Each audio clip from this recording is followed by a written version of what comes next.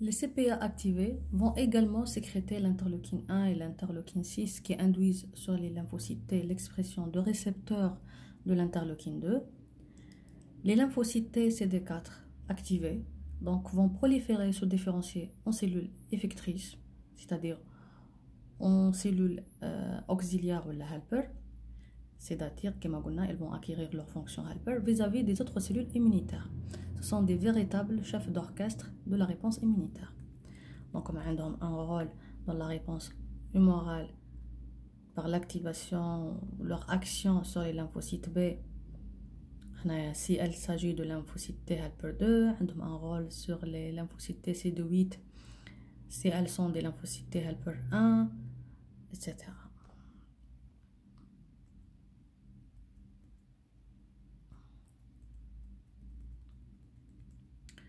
Donc la notion de lymphocyte T helper. Les lymphocytes T helper 1 sécrètent l'interleukine 2 et l'interféron gamma et orientent vers une réponse cellulaire. Et les lymphocytes T helper 2 en sécrétant donc l'interleukine 4, 5, 6 et 10 et même 13 orientent vers une réponse humorale, c'est-à-dire réponse à anticorps. Vous allez remarquer le cours هذا واللي هو le cours تاع les interactions intercellulaires فيه presque tous les cours. تلقاو فيه des informations فتنا عليهم في le cours تاع lymphocyte T, des informations شفناهم في le cours تاع lymphocyte B, des informations شفناهم في le cours تاع le CMH, des informations شفناهم في le cours تاع les cytokines. Parce que c'est presque un cours qui englobe plusieurs cours, parce que tout simplement on parle de l'interaction intercellulaire entre les cellules immunitaires. Les réponses immunitaires cellulaires spécifiques cytotoxiques. Cette réponse résulte de l'activation des lymphocytes T CD8+, impliqués dans l'immunité antitumorale et antivirale. Elle nécessite la coopération entre différents types cellulaires. Elle nécessite la coopération entre les lymphocytes T, CD8 et le CPA. Elle nécessite aussi une coopération avec les lymphocytes T helper. Et elle nécessite aussi d'être donc une coopération avec les cellules cibles. Donc elle va mettre donc les lymphocytes T, CD8, elles vont se mettre en contact avec la CPA. Elles ont une interaction aussi avec les lymphocytes T helper ou elles ont une interaction avec les cellules cibles. Les interactions, c'est soit par contact physique, soit par des molécules solubles. La coopération, مش شرط تكون un contact physique, يعني des récepteurs et des ligands membranaires. Non, تقدر même تكون par des molécules solubles. Vous allez voir ça par la suite pour cette réponse cytotoxique exactement. Donc la coopération nécessite aussi, voilà, elle nécessite la coopération des lymphocytes TC2-8 مع CPA, مع lymphocytes T helper, مع les cellules cibles. Elle nécessite aussi la coopération entre les lymphocytes TCD4 et CPA. C'est pour avoir la voie TH1.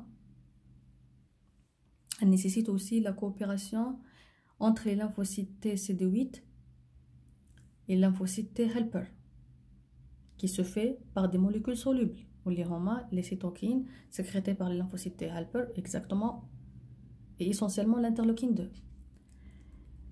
La coopération entre les lymphocytes TC2-8 et le CPA se fait selon le même modèle qu'est les lymphocytes TC2-8, le même modèle que les lymphocytes TCD4 et la CPA. La seule différence, c'est que les CD8, elles se mettent en contact avec le complexe peptide HLA classe 1. Donc, comme vous voyez, là, on a un contact avec les CPA, une coopération avec les CPA ou lymphocytes T CD4 naïf, c'est pour avoir une voie TH1. Donc une interaction pour présenter l'antigène, pour s'activer la cytokine interleukine 12, etc. pour avoir la voie TH1. On a besoin aussi d'activer la clone lymphocytaire 8 CD8 spécifique dans l'antigène. Même elle doit reconnaître l'antigène, donc elle va présenter par les molécules de CMH classe 1 l'antigène, bien sûr après processing, ou lymphocyte pré-CTL, ou les CD8 naïfs, pour activer la clone spécifique. pour recruter la clone spécifique. Ici, le rôle de TH1 par le biais de l'interleukine 2 sur le CTL, les pré-CTL, pour avoir donc des vrais CTL. Le rôle de l'interleukine 2 ou de la cellule exactement TH1 est très important pour avoir pour la transition, mais la voie TH1, pardon, mais la voie pré-CTL pour la transition, donc mais la forme pré-CTL, la forme CTL. La forme pré-cytotoxique, la forme de la cellule cytotoxique. Donc vous voyez il y a un contact, le synapse immunologique avec l'interleukine 12 pour avoir le TH1. Il y a la formation de tout le synapse, parce que pour éviter la répétition, on a tout le synapse immunologique, mais il faut savoir la différence. Il y a le CMH classe 1, la molécule de CMH classe 1, c'est pas le classe 2 qui m'a la voie pour les TCD4. On a besoin de l'interleukine 2 qui agit sur son récepteur spécifique sur les pré-CTL pour avoir des CTL spécifiques dans l'antigène. Et ces CTL, ils vont donc se diriger vers la cellule cible infectée parce que la molécule H la classe 1 elle est ubiquitaire, elle est exprimée sur toutes les cellules, nucléées. Donc, c'est la cellule nucléée qui est infectée par un germe intracellulaire.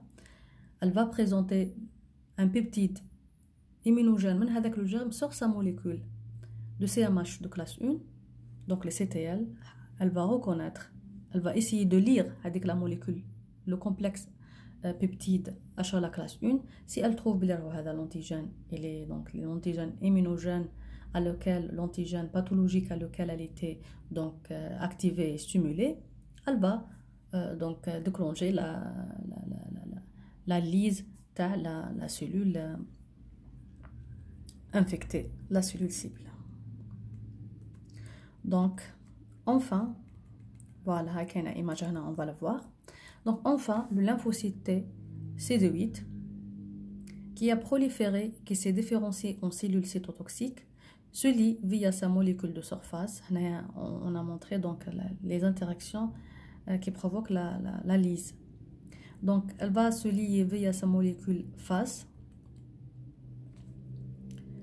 sa molécule de surface face ligand à la molécule face sur la cellule cible. Cette liaison va induire la fragmentation de l'ADN et la mort de la cellule cible par apoptose. D'autre part, le CTL libère des molécules telles que les perforines et les grands enzymes qui est un autre mode de lyse cellulaire. On est en train de parler à les mécanismes de lyse ou des cytotoxicités dans les TCD8. Mais le contact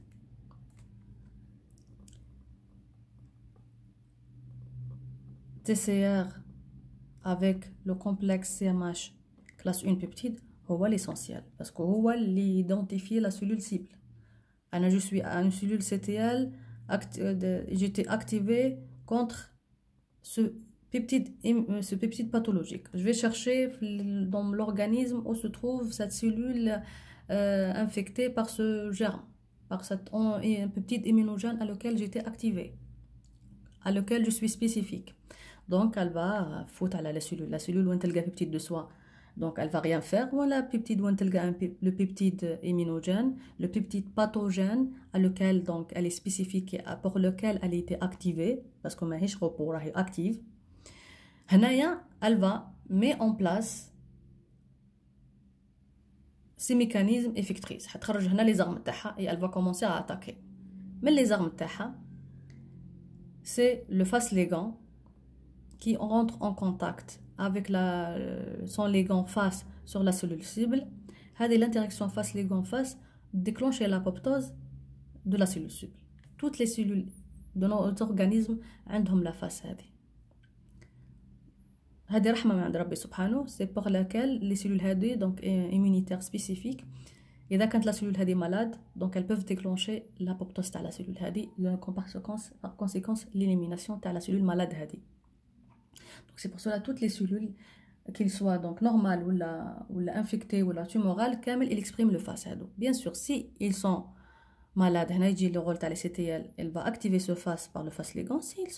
Ils sont corrects, même فيهم والو هذوك la cellule, la face ligand ne va donc le face ne va pas être mis en contact avec le face ligand. Les CTL où تلقى une cellule normale où elle ne reconnaît pas le peptide ou elle reconnaît le peptide mais comme peptide de soi, elle ne va pas utiliser ce mécanisme. Mais إذا لقت le peptide pathogène, elle va utiliser le mécanisme هذا اللي هو un mécanisme de cytotoxicité اللي هي l'interaction بين le face ligand et le face pour déclencher l'apoptose de la cellule. Aussi donc عندها des granules فيهم donc فيهم donc les grands enzymes et les perforines sécrétées dans le milieu extracellulaire. Les grands enzymes ils vont provoquer donc la formation des trous dans la membrane de la cellule cible pour pouvoir donc laisser pénétrer la grande enzyme vers la cellule à l'intérieur. Même les grands enzymes ils peuvent déclencher à l'intérieur de la cellule, ils peuvent activer les mécanismes d'apoptose des cellules. Là, vous allez voir, il y a toujours un synapse pour la stabilité. C'est pour cela toujours il y a un rôle dans les molécules d'adhésion. Donc, il va te voir le alpha 1 avec le cam 1.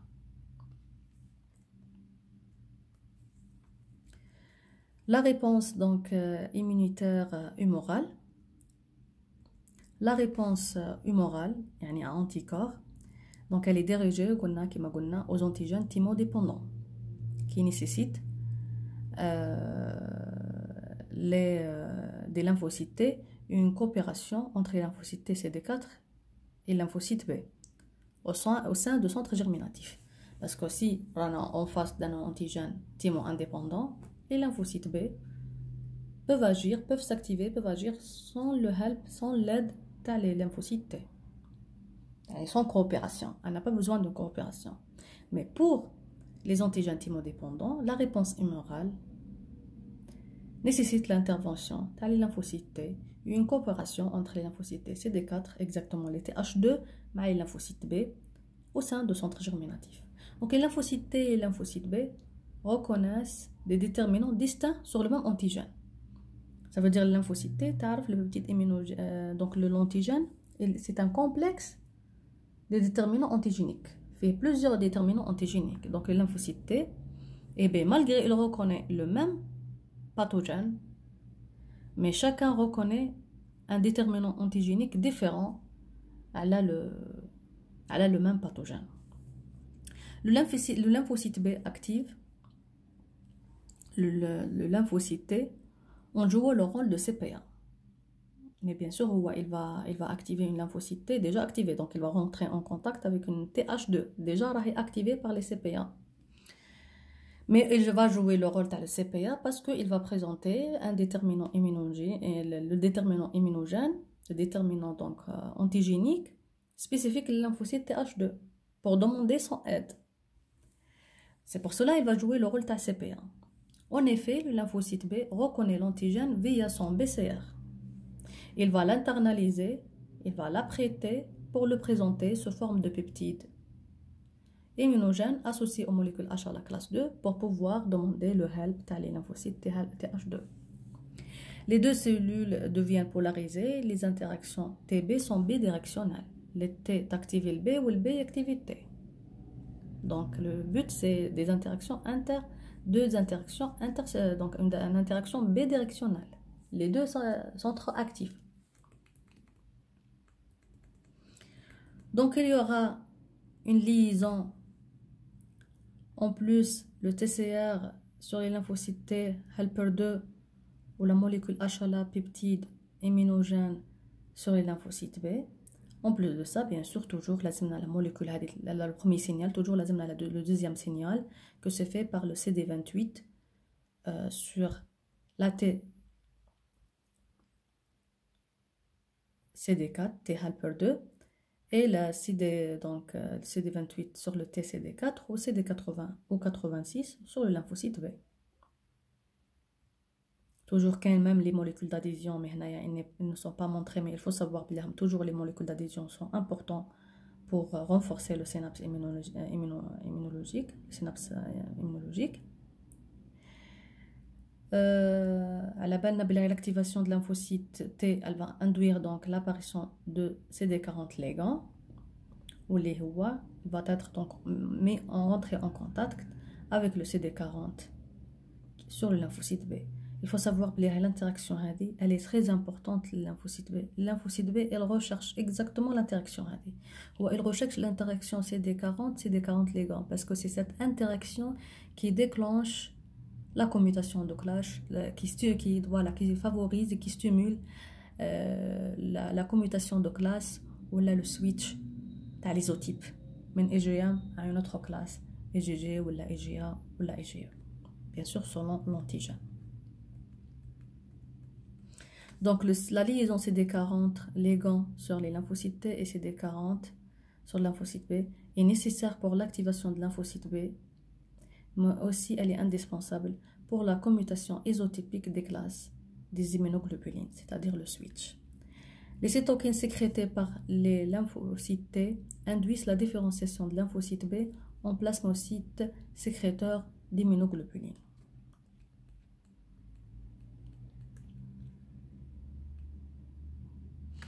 On a parlé de ça. كاين دو رول تاع aussi تاع les cytokines des lymphocytes T helper sur quelle classe. Ça veut dire en plus le CD40 ligand qui favorise le démarrage de le switch et la commutation de classe. La nature de l'immunoglobuline, la nature de la cytokine, elle oriente le switch vers quelle classe.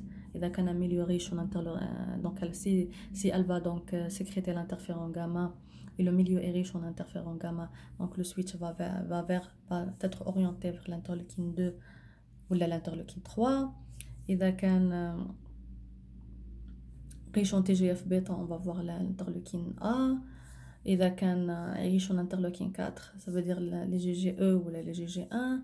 إذا كان فيه 2 4 الام on va rester في les GM. هنا les GM c'est beaucoup plus يعني c'est la réponse primaire.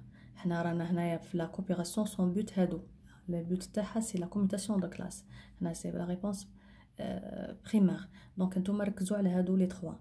c'est pour avoir un GG1 ou la E l'interleukine 4, pour avoir un EGA A ou la EGG2B TGF bêta, pour avoir donc un EGG2A ou la EGG3, c'est l'interféron gamma.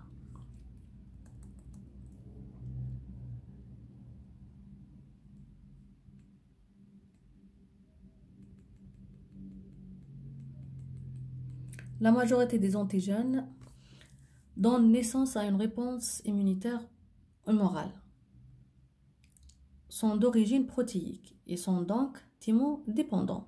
Cependant, il existe une minorité d'antigènes, des thymo-indépendants, qui ne nécessitent pas une coopération entre les lymphocytes T, CD4 et les lymphocytes B.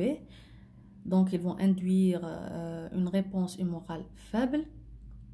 Il n'y a pas de formation de centre germinatif et donc l'anticorps produit, elle est de classe IgM, parce que pas de commutation de classe, pas de commutation isotypique.